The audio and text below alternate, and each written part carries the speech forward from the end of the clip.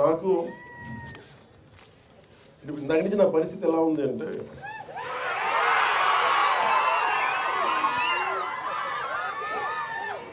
ఒక చిన్న అబ్బాయిని అమ్మ నాన్న ఒక ఆట స్థలం, ఒక క్రీడా స్థలానికి తీసుకెళ్ళి కానీ, ఒక టాయ్ షాప్కి తీసుకెళ్ళి కానీ, ఒక బొమ్మల దుకాణానికి తీసుకెళ్ళి కానీ అతన్ని కూర్చోబెట్టి, అలాగే అతని కంట్రోల్గా పక్కన కూర్చోబెడితే వచ్చిందేమో బొమ్మలు చూడటానికి, కొనుక్కోడానికి. ఇవన్నీ తల్లిదండ్రులు కూర్చొని హోల్డ్ చేసి మిగతా మాట్లాడితే ఎలా ఉంటుందో నా పరిస్థితి ఎలా ఉంది. చుట్టుపక్కల పుస్తకాలు నేను ఎంఎస్కే విజయ్ కుమార్ గారు చిన్న కోపం కూడా ఉంది. నాకు ఇంతసేపు నాకు తెలియదు, లేదంటే ఇప్పటికే నేను ఏమంటుందని దీపం వెలిగించి వెళ్ళిపోయే మైండ్ సెట్లో ఉన్నాను నేను. అంటే సరదా ఎందుకు చెప్తున్నానంటే, నాకు జీవితంలో ధైర్యం ఇచ్చింది, నాకు నిలబడే ధైర్యాన్ని ఇచ్చింది నా పుస్తకాల ధైర్యాన్ని ఇచ్చింది. నేను ఎప్పుడు ఈ సందర్భంగా నాకు ఒక పుస్తకాల షాప్ రన్ చేసే నాకంటే చాలా సూపర్ సీనియర్ అయిన రమేష్ గారని భవానీ బుక్ సెంటర్ అని రన్ చేసేవాళ్ళు బెంగళూరులో. స్కూల్ అసైన్మెంట్స్కి, సోషల్ అసైన్మెంట్స్కి వెళ్ళి ఏవో కొనుక్కుంటా ఉండేవాడిని. అలాగే నాకు స్నేహం, ఆయన బుక్ షాప్ ఓనర్, నేనేమో 8th class ముగించుకోండి, 7th class. So అది నాకు ఏం చేసింది, ఆయన బుక్ షాప్కి వెళ్ళి నేను కూర్చొని చదవటం, అది నాకు చాలా చాలా సహాయపడింది. దానికి ముందే నేను 5వ తరగతి నుంచో మాకు ఇంట్లో కొంత పుస్తక పఠనం అలవాటు. మా అమ్మగారి వల్ల, మా నాన్న వల్ల క్లాసిక్స్, మా అమ్మ వల్ల తెలుగు సాహిత్యం. సో ముఖ్యంగా నాకు ప్రభావితం చేసిన వ్యక్తులు అంటే, ఈరోజు నేను చాలాసార్లు అనుకుంటాను, డబ్బులు 1 కోటి రూపాయలు ఇచ్చేయడానికి ఆలోచించను, కానీ ఒక పుస్తకం ఇవ్వాలంటే చాలా ఆలోచిస్తాను. అంటే పుస్తకాన్ని ఇవ్వాలి అంటే నిజంగా నా సంపదను ఇచ్చేసి, అంటే నా కర్ణుడి కవచకుండలాలు ఎలా కోసేస్తే బాధపడతాడో నాకు తెలియదు, కానీ నా పుస్తకం ఇవ్వాలంటే మటుకు చాలా కింద మీద పడిపోతాను. ఇవ్వాలవుతుంది. అందుకని ఏంటంటే, కొంతమంది అడిగినప్పుడు, ఈవెన్ నా పిల్లలు అడిగినప్పుడు కూడా వాళ్ళకి కావాలని ఇంకో కాపీ కొనిచ్చిస్తాను తప్ప నా పుస్తకాలు ఇవ్వడానికి ఇబ్బంది పడతాను. అంత మమకారం నా పుస్తకాలు. ఎందుకు ఇంత మమకారం అంటే, నా జీవితంలో ఎప్పుడు కూడా పుస్తకాలు అనేది, పుస్తక పఠనం లేకపోతే నేను ఏమైపోయేవాడిని అనిపిస్తుంది. నేను ఇంటర్వ్యూని కూడా ఎందుకు మధ్యలో ఆపేశానంటే, చదువుకోలేక కాదు, మార్క్స్ తెచ్చుకోలేక కాదు, బాగా చదివేవాడిని. కానీ ఎందుకంటే నేను కోరుకుంటున్న చదువు పుస్తకాల్లో లేదు, క్లాస్ రూమ్లో లేదు. అందుకు నేను ట్యాగూర్ గారి ప్రేరణతో, అంటే రవీంద్రనాథ్ ఠాగూర్ స్కూల్కి వెళ్ళకుండా ఇంట్లోనే కూర్చొని నేర్చుకున్నారంటే, అది నేను కూడా ప్రేరణ తీసుకొని ఆయనలాగే చెట్లు, చేమలు, మొక్కలు చూస్తాం. మా దగ్గరికి అంత లగ్జరీ లేదు, పెద్ద ఉద్యానవనాలు లేవు. మాకున్న 2 రోజా మొక్కలతో కుండీలనే చూస్తాం. పుస్తకాలు పెట్టుకొని, క్లాస్ పుస్తకాలు పెట్టుకుని రోజా పువ్వులను చూస్తాం ఉండిపోయాడు. ఎట్లా ఎగ్జామ్స్ ఫెయిల్ అవుతాం కదా, ఖచ్చితంగా అలా చూస్తూ ఉంటాం. ఇట్లా చాలా ఇవన్నీ చూస్తూ నాకు బలం ఇచ్చింది. ఎందుకంటే నాకు స్వతంత్రంగా నేను నేర్చుకోగలను, నాకు అధ్యాపకులు అవసరం లేదు, నాకు ఏమి కావాలో నేను నేర్చుకోగలను. అది సైన్స్ కానీ, సోషల్ సైన్సెస్ కానీ, పాలిటిక్స్ కానీ, హిస్టరీ కానీ, నాకు వేరే టీచర్ అవసరం లేదనిపించింది. అందుకని నేను నా చదువు ఇంటర్లో వదిలేసి నేను చదవడం నేర్చుకున్నాను. నేను చదువు ఇంటర్ ఆపేశాను, కానీ చదవడం ఎప్పుడు ఆపలేదు. ఈరోజు ఓడిపోయినా ఎందుకు శక్తి ఉంటుంది, ఓటమిలో కూడా ఎందుకు శక్తి ఉంటుంది అంటే, ఇందాక చెప్పాను కదా, books are the training weights of our mind అని. చదవటం వల్ల మనకి మానసిక శక్తి చాలా బలపడుతుంది, మామూలు బలం రాదు. నేను చాలా సంపాదించాను అని అనుకున్నప్పుడు, నాకు నిజంగా సినిమాలు గొప్ప విజయం సాధించడం నాకు ఎప్పుడు ఆనందం కలదు. మా వదిన కానీ, మా అన్నయ్య దగ్గరికి వెళ్ళిన, అంటే నాకు ఈ బుక్ ఫేర్కి రాగానే, నాకు ఎక్కడో మద్రాసులో ఇప్పుడు చెన్నైలో ఒక తెలుగు ఇట్లాగే బుక్ ఫేర్కి వెళ్ళేవాడు. అక్కడ బుక్ ఫేర్ జరిగేది, తెలుగు సెక్షన్ కూడా ఉంది. అందులో రకరకాల పుస్తకాలు. అప్పుడు నేను కొన్నది మొదటిది దేవరకొండ బాలగంగాధర్ తిలక్ అమృతం కురిసిన, అలాగే మార్క్ ట్వైన్ అనువాద ప్రచురణ, ఇవన్నీ కొనుక్కొని. అలాగే నండూరు రామ్మోహన్ రావు గారి విశ్వదర్శనం, ఇవన్నీ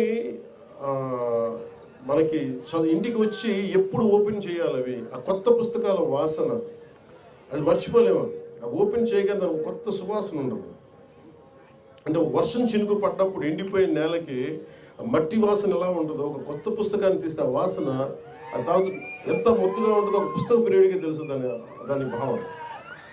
అలాగా ఆ రోజు అంటే నేను ఎందుకు నన్ను ఈరోజు పాలిటిక్స్లో కూర్చోబెట్టి నాకు ఎందుకు ఇంత బలం ఇచ్చినాయి అంటే, మన ఈ మధ్యన మన్యం ప్రాంతంలో కూడా వెళ్ళగలిగి ఎందుకు అర్థం చేసుకోగలనంటే, ఎందుకు నడవగలనంటే, ఎప్పుడో కేశవరెడ్డి రచించిన అతడు అడవిని జయించాడు ఆ పుస్తకం చదివితే తప్పిపోయిన చుక్క పందుల కోసం అతను ఎంత కష్టపడ్డాడు అంటే, మనం ఇక్కడ మణులు మాణిక్యాల కోసం కష్టపడతాం, ఒక గిరిజనుడికి ఆ చిన్నపాటి ఆధారమైన తన చుక్క పందులు వెళ్ళిపోతే ఎంత కష్టపడతాడు, ఎంత ఇబ్బంది పడతాడు, అది ఆ కష్టం నాకు అర్థం చేసుకున్నాడు.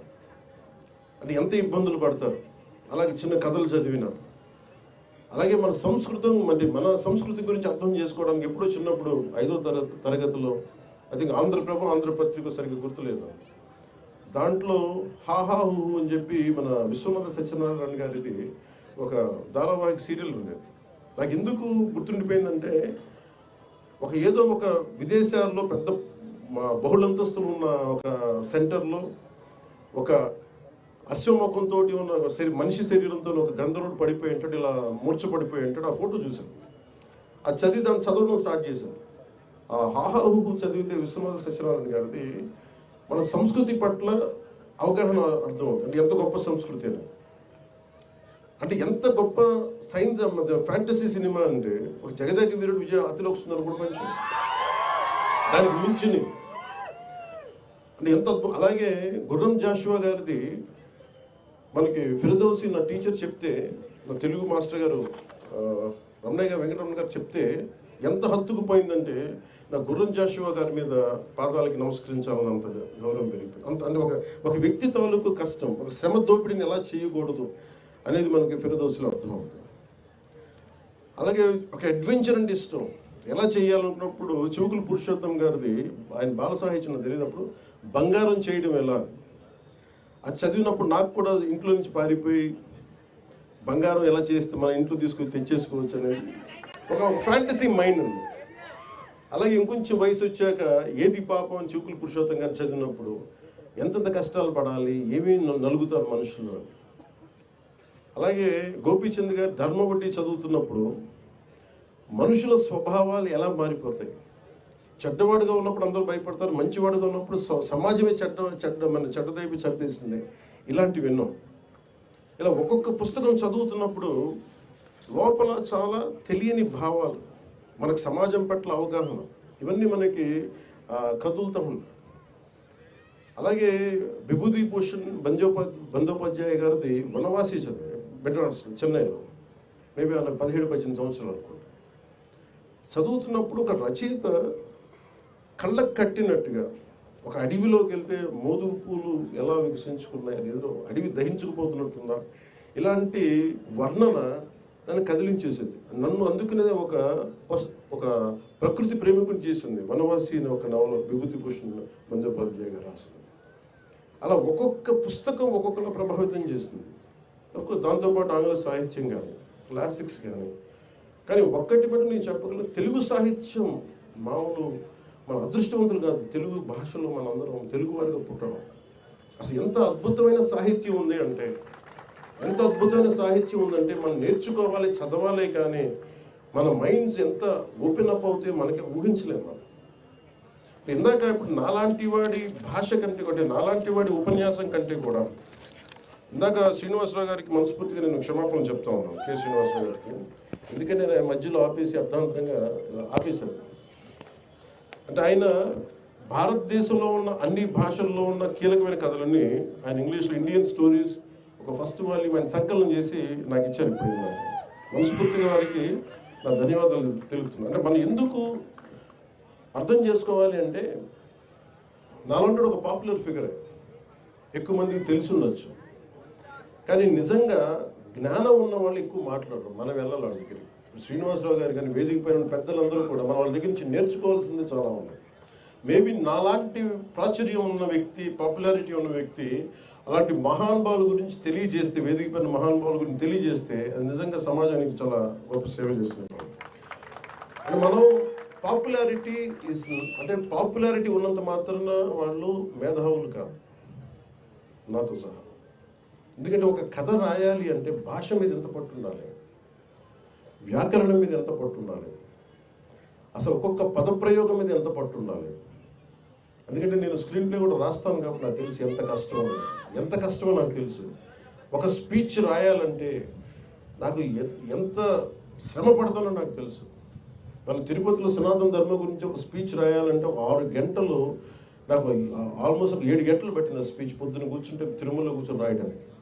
అది రాస్తున్నప్పుడు నాకు అర్థమవుతుంది ఒక శ్రీ తాలూకు ఎంత వేదన పడితే ఒక మహాప్రస్థానం వచ్చి ఉంటుంది, ఎంత జ్వలించిపోతే ఒక వర్షం కురిసిన, ఒక అమృతం కురిసిన రాత్రి వచ్చి ఉంటుంది, తిలక్ ఎంత జ్వలించిపోయి ఉంటాయి. అంటే ఒక్కొక్కళ్ళ గురించి. అలాగే విశ్వనాథ గారు అన్ని గొప్ప కావ్యాలు రాయగలిగారంటే ఎంత దహించుకుపోవాలి ఆయన. అంటే ఎంత ఆయన కూర్చొని వంట చేస్తూ నోటితో ఆయన రాయలేదని చెప్తారు ఆయన. ఇప్పుడు ఆయన గురించి అసలు చెప్తూనే కథ నోట్ చెప్పేవాడు. మళ్ళీ ఈరోజు ఆపేసిన కథ మళ్ళీ రేపు పొద్దునకి మళ్ళీ అందిపుచ్చుకొని మళ్ళీ అది కంటిన్యూ చేయడం. అలాంటి మన విజయవాడలో మహానుభావులు. అలాగే ఎంత సాహితీ సేవ చేయొచ్చు అంటే నాకు అనిపించింది, మనకి సూర్యరాయాంధ్ర నిఘంటు అంటే మీకు ఒక డిక్షనరీ పట్టుకుంటే మన కథ, మన ఉదాహరణకి ఒక క్రిమినల్ ఆయన మాల్కమ్ ఎక్స్ అని. మాల్కమ్ ఎక్స్ ఒక చిన్న కార్ థెఫ్ట్లో పట్టుకొని, కార్ని జాక్ చేస్తే, దొంగతనం చేస్తే పట్టుకొని ఆయన జైల్లో పెడితే 18-19 ఏళ్ళు అప్పుడు ఆల్మోస్ట్ జైల్లో చాలా సంవత్సరాలు ఉంటున్నాడు. ఆయన దొరికిన ఒకటే ఒక పుస్తకం, ఒక ఇంగ్లీష్ డిక్షనరీ.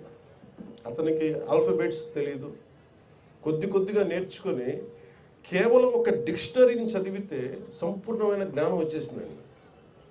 అలాగే నాకు నిజంగా ఈ రోజున మీ అందరి ముందు నేను తెలుగుని సరిగ్గా నేర్చుకున్నందుకు నేను నిజంగా చింతిస్తున్నాను. ఈరోజు బాధపడుతున్నాను. నా తెలుగు అధ్యాపకుల్ని నేను సరిగ్గా అర్థం చేసుకున్నందుకు నేను బాధపడుతున్నాను. వాళ్ళు శపించారేమో నన్ను, అందుకే నేను తెలుగు సరిగ్గా నేర్చుకోలేకపోయాను. అందుకే ఇప్పుడు తపన పడుతున్నాను. కానీ ఇప్పుడు తపన పడ్డా కానీ ప్రయోజనం ఉంది. వ్యాకరణం ఇప్పుడు కొత్తగా నేర్చుకొని తపన పడాలంటే, ఈ పనుల మధ్యలో నేర్చుకోవాలంటే ఆ నేర్చుకునే సమయం దాటిపోయింది. నేర్చుకోవచ్చేమో కానీ ఇప్పుడు నేను నిజంగా చింతిస్తున్నాను. అలాంటి బాధ మీకు రాకూడదని చెప్పి ముఖ్యంగా స్కూల్లో ఉన్న విద్యార్థులందరికీ తెలుగు వ్యాకరణం మీద చాలా బాగా దృష్టి పెట్టండి. ఇంగ్లీష్ నేర్చుకున్నది, ఇంగ్లీష్ చాలా అవసరం, నేను కాదనట్లేదు. కానీ మాతృభాషని అర్థం చేసుకోకుండా ఇంగ్లీష్ ఏ భాషను నేర్చుకోలేదు. అది బట్టి మనం అంతేగాని అది ఇంగ్లీష్లో మాట్లాడినంత మాత్రం ఇంగ్లాండ్లో అందరూ ఇంగ్లీషే మాట్లాడతారు. అక్కడ పేదరికం ఉండకూడదు. ఇంగ్లీష్కి పేదరికానికి జ్ఞానానికి సంబంధం లేదు. ఇంగ్లీష్ వస్తే జ్ఞానం వచ్చినట్టు కాదు. అందుకని ఇదొక్కటి, దానికి తెలుగు భాష చాలా చాలా కీలకం, మాతృభాషను నేర్చుకోవడం. అలాంటి మాతృభాషకి ఇవన్నీ పెంపొందించడానికి ఇవన్నీ పనిచేస్తాయి, బుక్ ఫెయిర్స్ ఇలాంటివన్నీ. ఒక్కొక్క పుస్తకం ఎంత విలువైందో మనకు తెలియదు, ఎంత ట్రైనింగ్ వెయిట్స్ అని చెప్పాను. ఒక్కొక్క పుస్తకంలో ఎంత ఇన్ఫర్మేషన్ ఉంటుందో మనకు తెలియదు, చదివితే తప్ప దాని లోతు అర్థం కాదు. అందుకని మీకు ఇవన్నీ ఈరోజు పుస్తకాలు మన సెల్ ఫోన్స్ పట్టుకుంటాం, మాట్లాడేస్తాం, ఇన్ఫర్మేషన్ చేతిలో ఉందనుకుంటాం, ఏదైనా తెలుసుకోవాలనుకుంటాం. కానీ క్రియేటివ్ ఆస్పెక్ట్ అంటే మనకి ఒక ఇమాజినేషన్ ఎబిలిటీ రావాలనుకున్నా కానీ, లేదంటే మనం కూర్చోబెట్టి ఏదైనా నేర్చుకొని కొత్తది, ఒక ఇన్నోవేటివ్ కొత్తది చేసుకోవాలనుకున్నా కానీ మనదైన పుస్తకాలు చదివి మనదైన కనెక్షన్స్ చేసుకుంటే తప్ప మనకి ఆ ఇన్నోవేటివ్ మైండ్ సెట్ రాదు మనకి. అందుకని పుస్తక పఠనం అనేది చాలా కీలకం. గొప్ప రచయితనేమని నేను ఎప్పటికీ రచయితని కాకపోవచ్చేమో, కానీ రచయితల తాలూకు కష్టాన్ని చాలా అద్భుతంగా అర్థం చేసుకునేవాడు, మనసు లోతుల నుంచి అర్థం చేసుకునేవాడు. అందుకని నాకు రచయితల మీద, కవులు, కళాకారుల మీద అపారమైన గౌరవం ఉంది. వారికి మనస్ఫూర్తిగా నా ధన్యవాదాలు ఎందుకంటే తెలియజేస్తున్నాను. అలాగే గొప్ప రచయితలు పుట్టిన నేల ఇది. మన ఈ మధ్యలో సంభాషణలో కూడా నేను మాట్లాడుతూ ఒక విశ్వనాథ సత్యనారాయణ గారు ఇదే మన అమెరికాకి వెళ్తే, ఏ విదేశాలకు యూరోప్కి వెళ్తే ఒక్కొక్క రచయితలు ఇంకా షేక్స్పియర్ ఇల్లు ఇది ఇలా ఉంటుంది, ఆయన ఇలా ఇక్కడ కూర్చున్నాడని చెప్తారు. అలాగే ఐన్స్టైన్ ఇల్లు ఇంకా అలాగే ఉంది, అపార్ట్మెంట్ ఇక్కడ మన జెనీవా. సో ఒక్కొక్క నగరంకి వెళ్తే కొంతమంది రచయితలు. అలాగే మనకి నేను చెప్పింది ఏంటంటే మనం కూడా ఇక్కడ కూర్చొని రచయితలు చాలామంది ఉన్నారు. ఇక్కడ ఒక గుర్రం జాషువా గారు ఉంది. గుర్రం జాషువా గారి ఇల్లుని భద్రపరచడం, అలాగే విశ్వనాథ్ సత్యనారాయణ గారిని నాలాంటి ఒక ఇష్టం ఉన్న వాళ్ళు, ఒక పిహెచ్డి స్టూడెంట్స్ కానీ ఎవరైనా వెళ్ళి వాళ్ళ ఇంటికి వెళ్ళి అది చూస్తే, ఆ ప్లేస్ని టచ్ చేస్తే, ఒక భక్తుడు దేవుడి దగ్గరికి వెళ్తే, ఒక టెంపుల్కి వెళ్తే ఎలాంటి అనుభూతి పొందుతాడో, నిజంగా ఒక పుస్తక పఠనాన్ని పుస్తక ప్రేమికుడు కానీ, నిజంగా సాహిత్య అభిలాషి కానీ, రచయితలు ఇళ్ళకి వెళ్ళి దాన్ని ఒక టూరిజం లాగా చేయగలిగితే దాని నుంచి వచ్చే ప్రేరణ చాలా అద్భుతం. అందుకని అలాంటి కార్యక్రమం కూడా ఆంధ్రప్రదేశ్ ప్రభుత్వం తరఫున టూరిజం డెవలప్మెంట్ దాన్ని భాగస్వామ్యం చేశాం. గొప్ప సాహిత్యవేత్తలు, కళాకారులు ఇళ్ళకి మనం వెళ్ళి దాన్ని టెంపుల్కి ఎలా వెళ్తామో, లేదంటే జాషువా గారు ఇక్కడ కూర్చొని రాసేవాళ్ళు, విశ్వనాథ్ గారు ఇక్కడ కూర్చునేవాళ్ళు, ఇది మనకి చాలా ప్రేరణ ఇస్తుంది. అలాగే విజయ్ కుమార్ గారు చెప్తే లైబ్రరీస్ గురించి మాట్లాడుతూ ఉన్నారు. అసలు ఈరోజు ఇలాంటి వేదిక లేకపోతే నాకు ఎప్పటికీ కూడా వేదిక పేరున్న ఈ మహానుభావుల గురించి నాకు తెలిసినది కాదు. చదివేవాడినేమో కానీ నాకు ఎప్పుడు కళ్ళతో చూసే అవకాశం కలిగేది కాదు. సో అందుకని ఇలాంటి సాహితీవేత్తలందరూ కూర్చోవడానికి గ్రంథాలయాన్ని వేదికగా చేయాలి. చుట్టూ కల్చరల్ సెంటర్స్, లిటరీ సెంటర్స్ అవ్వాలి అంటే ఖచ్చితంగా దాన్ని పరిశీలిస్తాను. ఎందుకంటే దీన్ని ఒక ఉద్యమం లాగే చేయాలి. ఎందుకంటే మనం 2047లో ఒక అద్భుతమైన ప్రగతి చెందిన రాష్ట్రం అవ్వాలి అంటే మనం కూర్చొని జ్ఞానం ఉన్న సమాజం లేకపోతే, సాహిత్యం మీద ఒక బలమైన ఒక అవగాహన ఉన్న వ్యక్తి సమూహం లేకపోతే మనం ఏమి చేయలేం. మన చేతుల్లో పుస్తకాలు ఉన్నాయి. ఈరోజు ఒక్కొక్క పుస్తకం మీరు చూస్తే మీరు ఆలోచించాల్సింది, ఆ పుస్తకం రాసిన ఒక పేజీ మనం రాయగలమో మనం ఆలోచించాలి. పుస్తకం నచ్చిందా నచ్చలేదా సెకండ్, అసలు రాయాలంటే ఎంత కష్టపడాలి. భాషలో ఏముంటుందని, ఉచ్చారణ ఏముంటుందని, మనం మాట్లాడేటప్పుడు తప్పులు దొరలకుండా, రాసేటప్పుడు తప్పులు దొరలకుండా రాయాలంటే ఎంత కష్టపడాలి. ఇది మనం అర్థం చేసుకున్నప్పుడు ముందు చాలా గౌరవం పెరుగుతుంది రచయితలు. అలాగే తర్వాత మనం నచ్చినాయిగా అది మనం ఎలా ప్రభావితం చూపించినాయి. శ్రీశ్రీ గారి మహాప్రస్థానం కానీ ఒక్కొక్క రచనలు, అలాగే ఎంతమంది కాంటెంపరీ రచయితలు మనం అర్థం చేసుకోవచ్చు, వాళ్ళ దృక్పథం అర్థం చేసుకోవచ్చు. ఇవన్నీ మనకి మనస్ఫూర్తిగా మీకు జ్ఞానాన్ని పెంపొందించేది ఇలాంటి బుక్ ఫెయిర్స్. అందుకని మనస్ఫూర్తిగా నేను అందరికీ ధన్యవాదాలు తెలుపుకుంటా ఉన్నాను.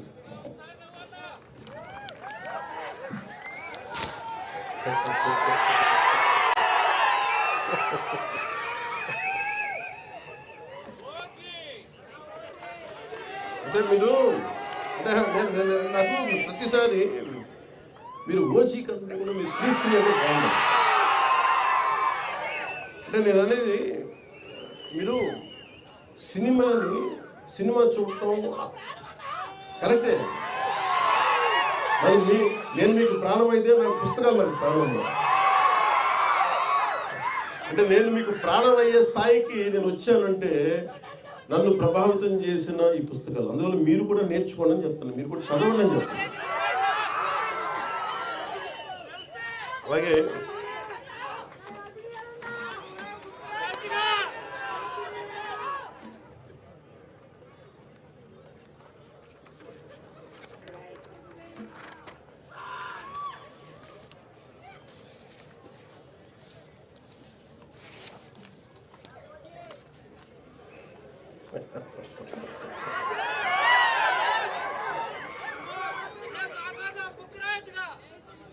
అంత జ్ఞానం ఉండి వాడికి నేను నా దగ్గర అర్థం చేసుకునే శక్తి ఉంది కానీ రాసేంత శక్తి లేదు. ఏదో స్పీచెస్ రాసుకోగలను, లేదంటే నా జర్నల్స్ రాసుకోగలను, కానీ ఒక పుస్తకం రాయాలంటే చాలా జీవితం చూడాలి. అలా నాకు సహకారం తీసుకొని రాయడం ఇష్టం. రాస్తే సొంతగా రావడం, లేదంటే అంటే యుద్ధం ఎప్పుడు ఒకలే చేయాలి. అక్షర యుద్ధం ఒక్కళ్ళ ఆలోచించే మదనం అక్కడి నుంచే రావాలి. భవిష్యత్తు మొత్తం భగవంతుడు మనకి విధి కనుక మనకు ఆశిస్తే మనం ఆ రోజు రాదు చూడు. కానీ నా కోరిక ఏంటంటే, సూర్యరాయేంద్ర నిఘంటువు పిఠాపురం మహారాజు గారు ఆయన రాశారు. ఆయన డబ్బులు ఇస్తే మన ఆరు వాల్యూమ్స్ 7 వాల్యూమ్స్. సో సూర్యరాయేంద్ర నిఘంటువుని తిరిగి పునర్ముద్రణ జరగాలని నేను చాలా సంవత్సరాలుగా ప్రయత్నం చేస్తాను. మనోహర్ నాయుడు గారికి కూడా తెలుసు. దానికి కొంత డబ్బు ఇద్దామంటే ఏమైపోయింది, మళ్ళీ కూర్చొని కొత్త దాని ఎడిటోరియల్ టీం రావాలి, చాలామంది భాషా శాస్త్రవేత్తలు కావాలి. అందుకని వాటిని ఏం చేస్తున్నామంటే, ఇప్పుడు మొన్న గౌరవ ముఖ్యమంత్రి చంద్రబాబు నాయుడు గారి దృష్టికి కూడా తీసుకెళ్ళాం మొన్న దీంట్లో. సో ఈరోజు మన ఏదో మాట్లాడుతున్న దాదాపు 1,40,00,000 1,70,00,000 దాకా అవుతుందని చెప్తా ఉన్నారు చేయడానికి. సో నేను అనుకుంటుంది, నేను ఒక 3వ వంతు నేను భరిస్తాను. అలాగే కేంద్ర ప్రభుత్వం, రాష్ట్ర ప్రభుత్వం సహకారం తీసుకొని, అంటే సూర్యరాజేంద్ర నిఘంటు ఎందుకు అవసరం అనడానికి ఇందాక నేను చెప్తా మిస్ అయిపోయింది. మాల్కమ్ ఎక్స్ది, అంటే అతను డిక్షనరీ చదివి మహాజ్ఞాని అయిపోయాడు, మా గొప్ప వక్త అయిపోయాడు, సివిల్ రైట్స్ లీడర్ అయిపోయాడు. అట్లాగా డిక్షనరీ చాలా చాలా కీలకం. సో డిక్షనరీస్ మీరు చదవండి, ఎందుకంటే మీకు నేను ఇవ్వగలిగేది నిజంగా మన చేతిని చాలాసార్లు అనుకుంటాను. నా పిల్లలు కూడా ఇదే చెప్తాను, రీడింగ్ మీరు ఒక అలవాటు చేసుకోండి, పుస్తక పఠనం అనేది. నెక్స్ట్ జనరేషన్కి కానీ ఈ జనరేషన్కి కానీ ఎంతసేపు టీవీలు చూస్తాం, ఎంతసేపు ట్విట్టర్ మీద ఉంటాం, ఎంతసేపు సోషల్ మీడియా చూస్తాం.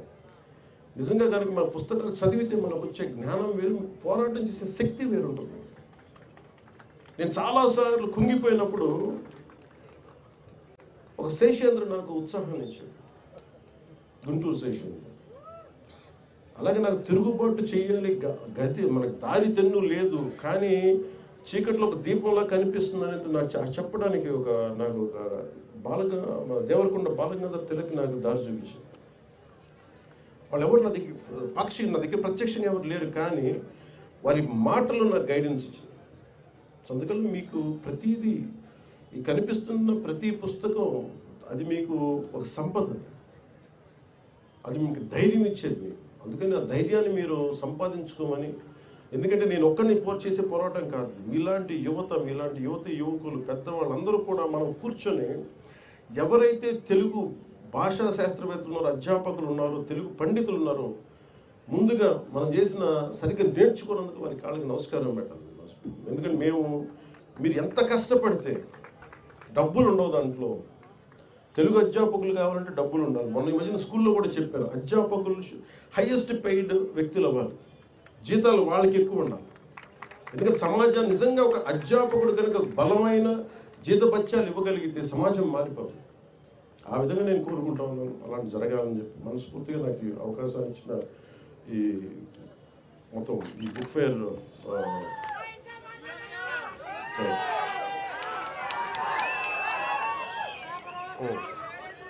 అంటే చిరిగిన చొక్కా అయినా దొడుకో కానీ ఒక మంచి పుస్తకం కొనుక్కోవాలి. ఈ వీరేశలింగం పంతులు గారు చొక్కా చినిగిపోయిన పర్లేదు, కానీ మంచి పుస్తకం ఉండాలి.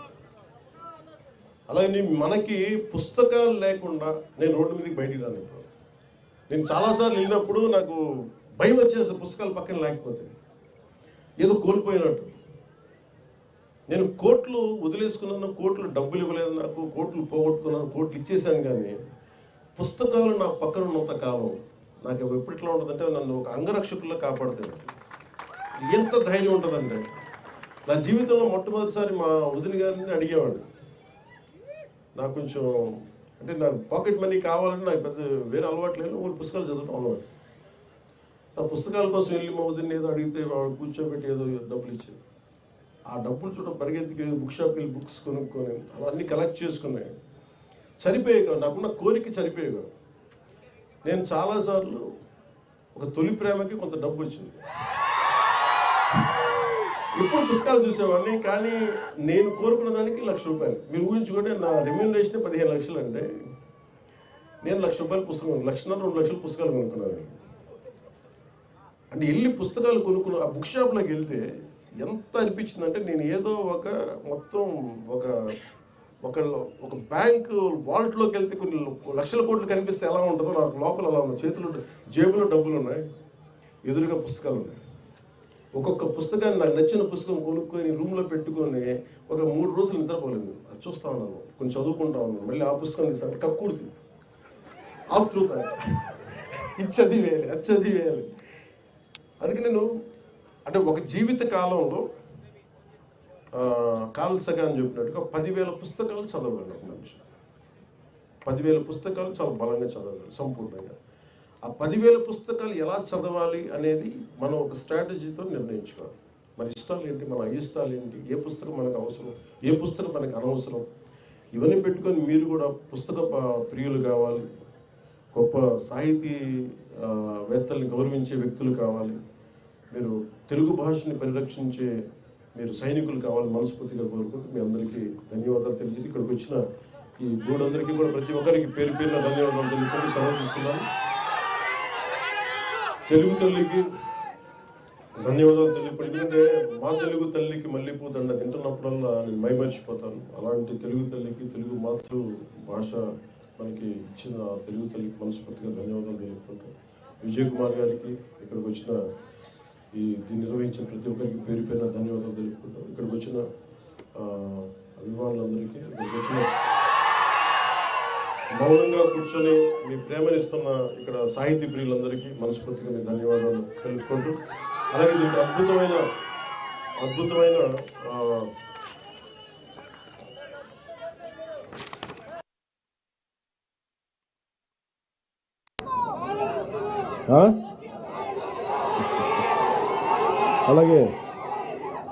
అలాగే దీనికి అద్భుతమైన సహకారం అందించిన శ్రీ లక్ష్మీషా ఐఏఎస్ గారు, కలెక్టర్ డిస్ట్రిక్ట్ మ్యాజిస్ట్రేట్ ఎన్టీఆర్ జిల్లా వారికి, అలాగే ఎస్వి రాజశేఖర్ బాబు ఐపీఎస్ గారికి, కమిషనర్ ఆఫ్ పోలీస్ ఎన్టీఆర్ జిల్లా.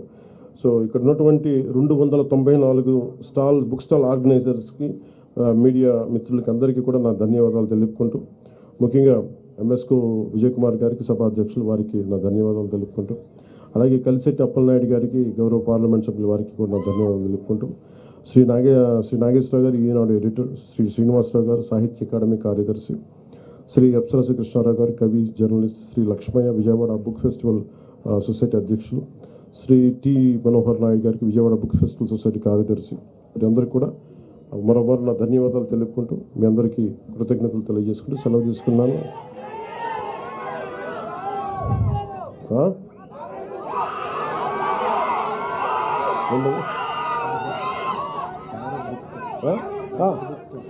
ఫేవరెట్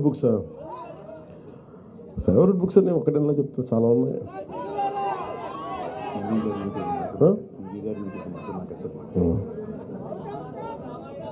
అంటే పివి నరసింహారావు గారి గురించి ఇందాక మాట్లాడతా. పుస్తకం నా చేతుల మీదుగా ఈ పాముల పర్తి వెంకట మనకి అందరికి ప్రేమగా పివి నరసింహారావు అని పిలుచుకుంటాం. అప్సరస్సు కృష్ణారావు గారు నా చేత ఈ రిలీజ్ చేయించినందుకు మనస్ఫూర్తిగా వారికి నా ధన్యవాదాలు తెలుపుకుంటున్నాను. అంటే పివి నరసింహారావు గారి గురించి చెప్తారు. ఆయన మొత్తం సర్ది పెట్టేసుకొని ఇంక నేను ప్రధానమంత్రి ఇవన్నీ ఢిల్లీలోకి రాజకీయాలు లేవని చెప్పి ఆయన ఉన్నదల్లా ఆయన గ్రంథాలయాన్ని తిరిగి ఆయన కరీంనగర్ దగ్గర నేను సొంత గ్రామానికి తీసుకెళ్ళిపోతా ఉంటే అప్పుడు ఆయన ప్రధానమంత్రి అయ్యారు. ఆ సమయంలో ఆయన రాస్తుంది ఏంటంటే సహస్ర ఫండ్ అని. 1000 పడగలు విశ్వనాథ సత్యనారాయణ గారి 1000 పడగలు హిందీలో అనువదిస్తా ఉన్నాం. ఆ సమయంలో ఆయన ప్రధానమంత్రి మళ్ళీ ముగించుకొని ఆయన ప్రధానమంత్రి అయ్యారు. అంటే అలాంటి సాహితీవేత్త అంటే చాలా బహుభాషలు మాట్లాడగలిగే ఒక గొప్ప వ్యక్తి. అంటే ఆయన గురించి నేను చెప్పమంటే నాకు స్థాయి లేదు. నేను పివి నరసింహారావు గారి గురించి నేను గౌరవంగా ఆయన కాళ్ళ మీద పడి నమస్కారం చేయగలిగే స్థాయి తప్ప ఆయన గురించి మాట్లాడే స్థాయి ఇంకా నాకు అంత జ్ఞానం లేదు. ఆయనకి జ్ఞానం వచ్చిన ఒక రోజున పివి నరసింహారావు గారి గురించి చాలా బలంగా మాట్లాడతాను. కానీ ఒక్కటి నా కోరిక ఏంటంటే ఢిల్లీలో ఒక తెలుగు ప్రధానమంత్రికి దేశం ఆర్థిక సంస్కరణలే మూలాలని మార్చేసిన వ్యక్తి, ప్రపంచానికి ఓపెన్ చేసిన ఈరోజు అభివృద్ధి జరుగుతుంది, హైవేలు పడుతున్నాయి అంటే అది పివి నరసింహారావు గారి కారణం. దానికి అండగా ఉన్న మన్మోహన్ సింగ్ గారు. అంటే అలాంటి పివి నరసింహారావు గారికి అక్కడ సరిగ్గా ఖనన కార్యక్రమాలు సరిగ్గా జరగలేదు. ఆయనకి నివాళులు అర్పించుకుందామంటే అక్కడ సమాధి లేదు. మనందరం కూడా ఈ రోజున మన ఒక సంకల్పం ఏంటంటే ఒక పుస్తకం ప్రియుడు 1,00,000 మంది మెదళ్ళని కదిలించగలరు. ఒక మేధావి 1,00,000 మంది మెదళ్ళని కదిలించగలరు. 1,00,000 మంది రోడ్డు మీదకి వచ్చే వాళ్ళకంటే కూడా ఒక 1,00,000 మంది మెదళ్ళని కదిలించగలిగే మేధావులందరూ అందరూ ఒక తాటిపైకి వచ్చి ఢిల్లీలో ఆయనకి నివాళులు అర్పించడానికి, ఆయనకి సమాధి అక్కడ పెట్టడానికి ఒక స్మృతి చిహ్నం కావాలి అంటే అది పెట్టేలా మనందరం తెలుగువారిగా ఏకమే. అది మనం వెళ్ళేలాగా మనం దాన్ని ఎస్టాబ్లిష్ చేసేలాగా మనందరం ఒక ఉద్యమంలో తీసుకెళ్ళాలి. ఆయనకి అక్కడ స్మృతివనం ఏర్పాటు చేయాలి అనేది అనేక కోట్లాది మంది తెలుగు ప్రజల నాది కూడా గాఢమైన ఆకాంక్ష. అలాగే నాకు ఇష్టమైన పుస్తకాలు అని చెప్తే తెలుగులో చాలా ఉన్నాయి. ఇందాక చెప్పినట్టు వనవాసి,